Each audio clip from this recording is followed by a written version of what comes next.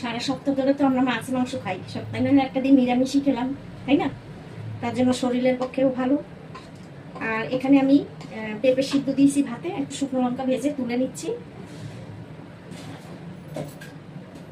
পেঁপে সিদ্ধ দিয়ে আর শুকনো লঙ্কা দিয়ে কাঁচা তেল দিয়ে মেখে খেতে খুব ভালো লাগে। তা আমি এখানে আজকে করবো হচ্ছে ঝিঙে, লম্বা লম্বা করে ঝিঙে কেটে নিয়েছি, আলু লম্বা করে কেটে নিয়েছি, আর সজনের ডাঁটা। এইটাকে আমি এই পোস্ত দিয়ে আমি একটু ঝোল ঝোল টাইপের রান্না করবো, কারণ আজকে শনিবার তো। তো এখানে আমি কালো জিরে ফোড়নে দিয়ে দিলাম। আগে একটু আলুটা একটু হালকা করে ভেজে নেবো।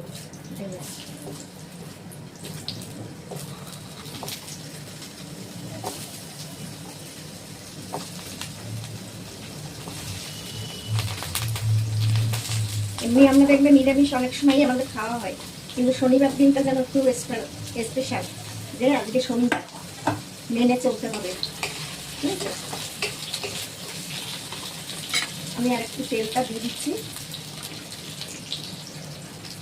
আর আমি মুগ ডাল হালকা একটু ভেজে, হালকা দিচ্ছি, খুব বেশি না, দিয়ে মুছে দিয়ে করলা দিয়ে আর কি, এই যে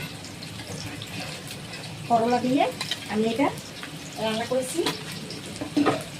এটা মানে এই ডাল করলাম, আর এই ঝিঙে আলু পোস্ত আর সজনের ডাঁটা, ওর সঙ্গে এই দুটো ডাঁটাও একবারে দিয়ে দিলাম, ভালো লাগে খেতে।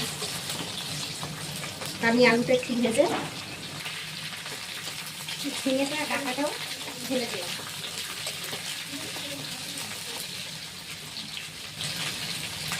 হলুদ দিয়ে দিচ্ছি,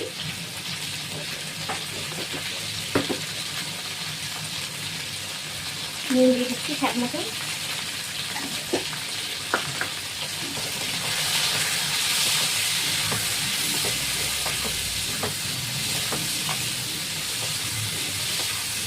এটা একদম শুকনো না, একটু ঝোল ঝোল টাইপের থাকবে, খেতে খুব ভালো লাগে এটা। আর এখানে আমি পোস্ত আর কাঁচা লঙ্কা বেটে নিচ্ছি, আমি এটা ঢেলে দিচ্ছি।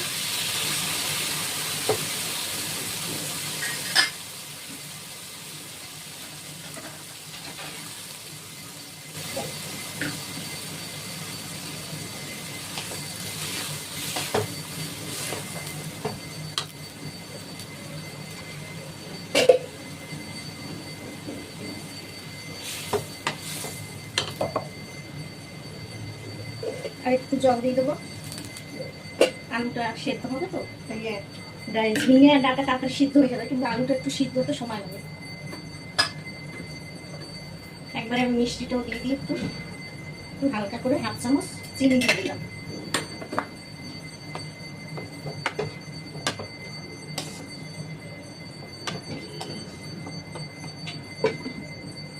তরকারিটা হয়তো আমি ভাজলাম না খুব, কিন্তু এই ঝিঙে ডাঁটা বেশি ভাজা যায় না, আর ভাজলে ভালোও লাগবে, এটা এইভাবেই খেতে ভালো লাগবে। তো পোস্ত আমার একদম হয়ে গেছে, এবারে নামিয়ে দেবো। তার আগে একটু তেল দিয়ে দিচ্ছি ছড়িয়ে, এই কাঁচা তেলটা দিলে একটু অন্যরকম খেতে লাগে। এটাকে আমি এরপর একটু ঝোল ঝোল মাখা মাখা রাখবো।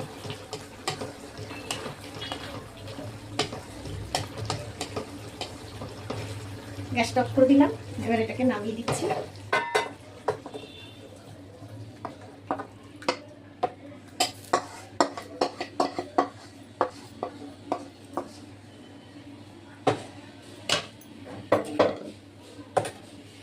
দেখো সুন্দর হয়েছে না একদম। এইভাবে ঝোল ঝোল করেও খেয়ে দেখবো, সবাই তো শুকনো শুকনো খায়, ঝিঙে বেশিরভাগ মানুষই শুকনো খায়, আমি এরকম একটু ঝোল ঝোল করে দারুণ লাগে খেতে। ঠিক আছে, টাটা, সবাই ভালো থেকো, আবার দেখা হবে।